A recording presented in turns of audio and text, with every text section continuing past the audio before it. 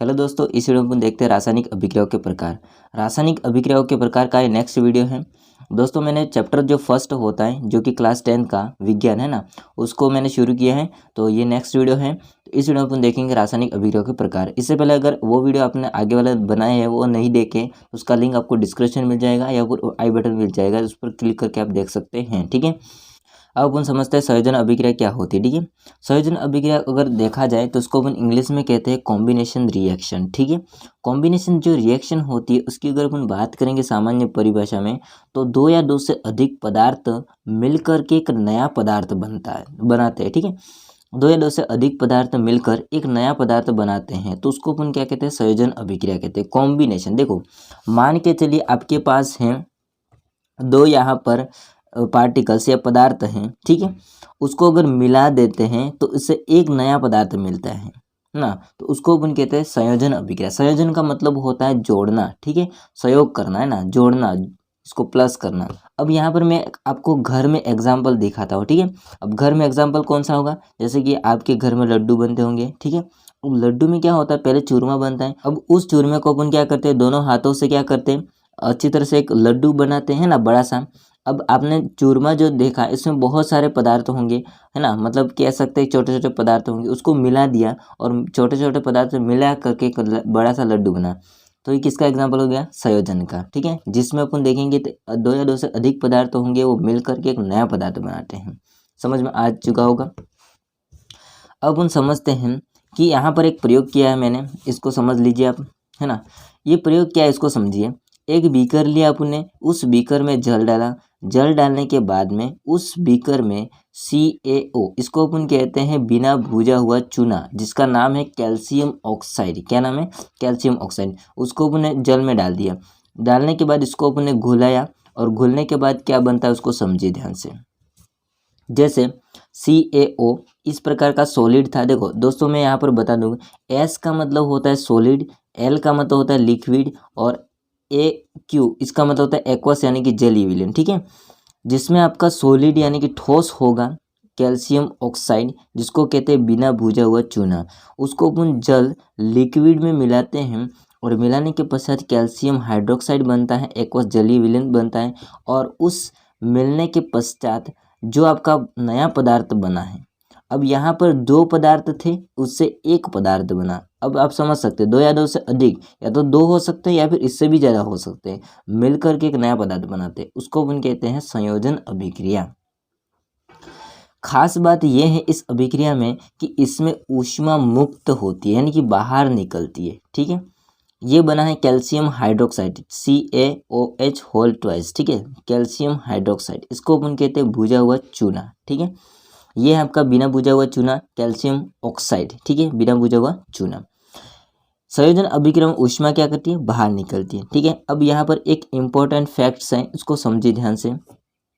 Important facts क्या होता है उसको समझिए। कैल्शियम हाइड्रोक्साइड होता है, इसका उपयोग दीवारों पर लगाया जाता है या इसको लगाने के लिए उपयोग करते हैं। ठीक है, तो दोस्तों कैल्शियम हाइड्रोक्साइड होता है भुजा हुआ चूना है, इसका उपयोग अपन क्या करते हैं, जो पुराने ज़माने के घर होते हैं उसमें चूना लगाते थे ना, जिसको अपन वागड़ी में कहते हैं खड़ी। ठीक है, खड़ी कहते हमारे भाषा में, तो इसको खड़ी बोलते हैं।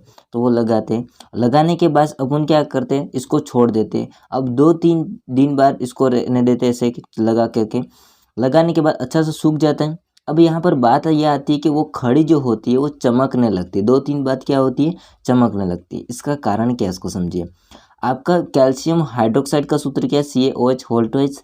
अभी क्या होगा, वातावरण जो ऊपर से CO2 होगी, कार्बन डाइऑक्साइड तो होगी सही। ठीक है, वो क्या करती है, कैल्शियम हाइड्रोक्साइड यानी कि भुजे हुए चूने से जो आपने खड़ी की थी यानी कि दीवार पर, उससे क्रिया करता है। और क्रिया करने के बाद तो कैल्शियम हाइड्रोक्साइड से यहाँ पर H2 होता है, वो आपका बाहर निकल जाता है, मुक्त हो जाता है।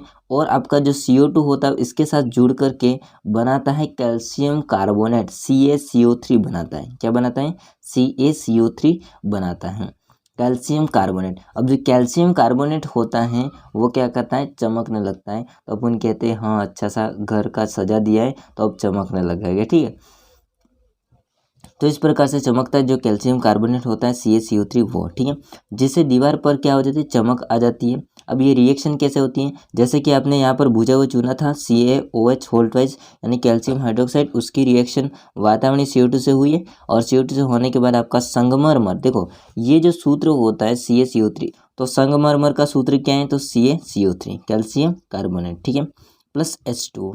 इस प्रकार से आपका जो संगमरमर होता है या फिर जो कैल्शियम कार्बोनेट बनता है वो चमकने लगता है, तो आपकी जो घरों की दीवार होती है वो उसमें चमक आ जाती है। और भी अपन जो संयोजन अभिक्रिया होती है उसके एग्जाम्पल देखते हैं। इससे पहले आप अगर इसका स्क्रीनशॉट लेना चाहते हैं तो ले लीजिए, ठीक है, तो ठीक है ले लीजिए। तो दोस्तों अपन क्या करते हैं, ऑथर रिएक्शन यानी कि अन्य अभिक्रिया देखते हैं। जैसे संयोजन अभिक्रिया में फर्स्ट है कोयले के दहन की अभिक्रिया। तो जैसे कि आपने देखा होगा कोयला है ना, कोयला यानी कार्बन होता है जो ईंटों पकाने के लिए इसका उपयोग करते हैं। वैसे बहुत सारे उपयोग करते हैं, पहले तो रेलगाड़ी भी होती थी जो कि कोयले से ही चलती थी, उसका अब दहन करेंगे। दहन मतलब इसको ऑक्सीजन के उपस्थिति में जलाते हैं, ठीक है, तो कार्बन ऑक्सीजन की उपस्थिति में जलता है और CO2 मुक्त करता है। अब यहाँ पर दो या दो से अधिक पदार्थ हैं, मतलब दो पदार्थ है वो दो मिलकर के एक नया पदार्थ बनाया, इसलिए ये भी किस प्रकार की अभिक्रिया है, संयोजन अभिक्रिया है, ठीक है।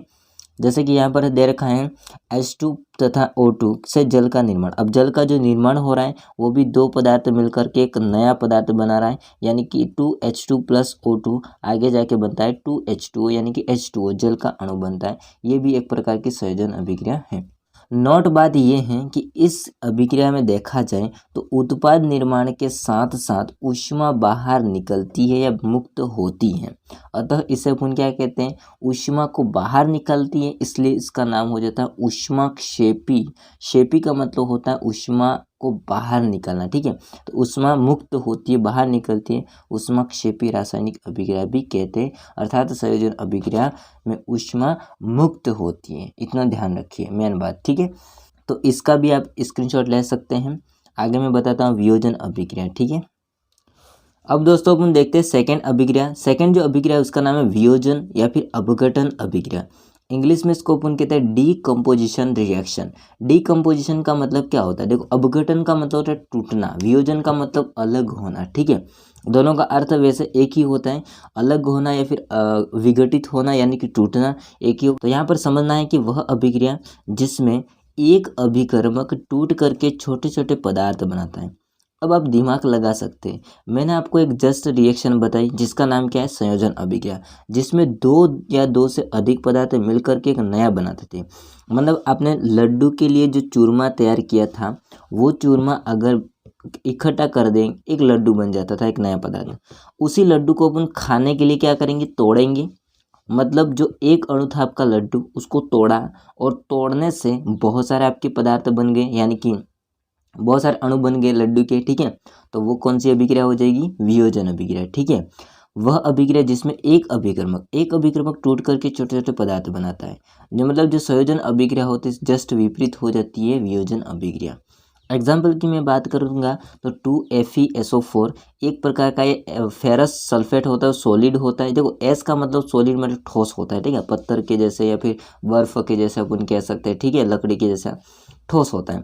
अब यहाँ पर ठोस होगा, उसको अपन तोड़ना चाहेंगे, वैसा आसानी से टूटेगा नहीं। अब टूटेगा नहीं तो इसके लिए अपन को क्या करना पड़ेगा, ऊर्जा देनी पड़ेगी, ऊष्मा देनी पड़ेगी। तो यहाँ पर आपको दिमाग ये लगाना है कि संयोजन अभिक्रिया में जैसे कि अपन को जोड़ना था और जोड़ने से ऊष्मा मुक्त होती थी, तो जो अभिक्रिया थी संयोजन वाली, मैं इसकी बात नहीं कर रहा हूँ, संयोजन वाली, उसमें क्या था, ऊष्मा मुक्त होती थी। बदले में अब इसका उल्टा क्या हो जाएगा, वियोजन में अपन को तोड़ना है, अब तोड़ने के लिए अपन को ऊष्मा देनी पड़ेगी। क्या करना पड़ेगा, ऊष्मा देनी पड़ेगी। ऊष्मा देंगे तो आपका FeSO4 होगा, वो एक तो Fe2O3 plus SO2 plus O3। यहाँ पर SO2 और SO3 जो कि सल्फर डाइऑक्साइड और सल्फर ट्राइऑक्साइड, ये दोनों तो गैस होकर अलग हो जाएंगी, और साथ में आपका Fe2O3 होता है सॉलिड, वो अलग हो जाता है, जिसको अपन कहते हैं फेरिक ऑक्साइड, ठीक है। उसी प्रकार से अपन देखेंगे जैसे कि आपने देखा था जहाँ पर कैल्शियम हाइड्रोक्साइड था, बुझा हुआ चूना है ना, संयोजन अभिक्रिया में वो CO2 से क्रिया करके क्या बना रहा था, कैल्शियम कार्बोनेट, ठीक है, जो कि आपका संगमरमर का सूत्र बना रहा था, चूना पत्थर इसको अपन कह सकते हैं। अब ये होता है, इसको अपन तोड़ना चाहेंगे तो तोड़ने के लिए अपन को ऊष्मा की जरूरत होगी। अब ऊष्मा की जरूरत होगी तो ऊष्मा देंगे, और आपका चूना पत्थर या संगमरमर का जो सूत्र होता है CaCO3, वो एक पदार्थ होता है, वो टूट करके दो नए पदार्थ बनाता है, जो कि जिससे बना था उसी में वापस टूट जाएगा CaO, यानी कि बिना बुझा हुआ चूना, कैल्शियम ऑक्साइड एंड साथ में CO2 प्राप्त होती है। ठीक है, अब यहाँ पर आप समझ सकते हैं कि एक एक पदार्थ है वो टूट करके या अभिकर्मक होते वो टूट करके एक छोटे छोटे अन्य पदार्थ बनाते हैं। जैसे छोटे छोटे पदार्थ बनाते हैं तो देखो यहाँ पर 3 बने, यहाँ पर 2 बने हैं, इसी को अपन कहते हैं वियोजन या अपघटन। अब यहाँ पर कुछ खास बात है, उसको समझिए नोट। ऊष्मा द्वारा की गई वियोजन अभिक्रिया को ऊष्मीय वियोजन कहते हैं। ये कह रहा है कि ऊष्मा द्वारा मतलब ऊष्मा अपन दे करके जो अभिक्रिया करवा रहे हैं वियोजन वाली, उसको अपन कहते हैं ऊष्मीय वियोजन। ठीक है, अब अपन समझते हैं अगला। इस अभिक्रिया को होने के लिए ऊष्मा, प्रकाश या विद्युत की आवश्यकता होती है। अब ध्यान रखना ये है कि इस अभिक्रिया को करने के लिए या तो अपन ऊष्मा दे करके तोड़ सकते हैं, या अपन प्रकाश दे करके तोड़ सकते हैं, या फिर अपन विद्युत करंट दे करके अपन इसको तोड़ सकते हैं। ठीक है, वरना ये अभिक्रिया नहीं होती है। अब ऊष्मा देनी पड़ेगी, इसलिए इस अभिक्रिया का नाम क्या होगा, इसलिए इसे ऊष्मा शोषी अभिक्रिया कहते हैं। ऊष्मा शोषी, ऊष्मा को अवशोषण करने वाली। ठीक है, ऊष्मा की जरूरत यहाँ पर पड़ेगी। अब आगे समझते हैं अपन। देखिए दोस्तों, मैंने यहाँ पर एक प्रयोग किया, उसको समझ लीजिए पहले तो आप एक बार देखिए। यहाँ पर प्रयोग किया क्या, एक अपने चाइना डिश ली है। चाइना डिश मतलब कुछ नहीं होता, बस इस प्रकार की चाइना डिश होती है। उस चाइना डिश में अपने सिल्वर क्लोराइड लिया है, मतलब AgCl लिया है। ठीक है, ये AgCl इसमें लेकर के अपने क्या किया, ताप में रख दिया, यानी कि सूर्य के प्रकाश में रख दिया। जैसे सूर्य के प्रकाश में रखेंगे तो इसमें किस प्रकार से रिएक्शन होती है वो अपन इस रिएक्शन के थ्रू समझते हैं। देखिए यहाँ पर है ऑथर एग्जाम्पल, यानी कि अन्य एग्जाम्पल अपन देखेंगे ऊष्मा शोषी का, यानी कि वियोजन अभिक्रिया का। ठीक है, जिसमें अपन देखा जाए तो ऑथर एग्जाम्पल क्या हो सकता है, 2AgCl आगे जाके सूर्य का प्रकाश जो होगा उसकी उपस्थिति में टूट जाएगा तो 2Ag + Cl2, जिसमें 2AgCl होगा वो सॉलिड होगा, ठोस होगा, और 2Ag होगा वो सॉलिड हो जाएगा, और आपका Cl2 होता है वो एक गैस बन के अलग हो जाती है। ठीक है, आगे अपन समझेंगे 2AgBr जो कि सॉलिड होता है, वो भी सूर्य के प्रकाश की उपस्थिति में 2Ag और जो सॉलिड यानी कि ठोस में, और साथ में Br2 गैस के रूप में अलग हो जाती है। AgCl AgBr, वैसे दोनों रिएक्शन सेम है, सूर्य के प्रकाश चाहिएगा, टूट जाएंगे, 2 या 2 से अधिक छोटे छोटे पदार्थ बनाएंगे। अब एक बात अपन को समझना ये है नोट कि इस अभिक्रिया का उपयोग शाम श्वेत फोटोग्राफी में किया जाता है। किस अभिक्रिया का उपयोग, तो ये आपको दिख रही है AgBr वाली, इसका उपयोग अपन करते हैं शाम श्वेत फोटोग्राफी में। AgBr का प्रयोग किया जाता है। बिजी इसलिए वीडियो नहीं आ रहा है तो इसके लिए माफ़ी चाहता हूँ, और जो वीडियो आ रहा है उसको प्लीज़ शेयर कीजिए अपने दोस्तों में। और मैं अभी रेगुलर नहीं हूँ, पर रेगुलर हो जाऊँगा बहुत जल्दी। और आपको कुछ नहीं करना है, बस वीडियो को लाइक करना है, पूरा देखना है और अपने दोस्तों में शेयर करना है।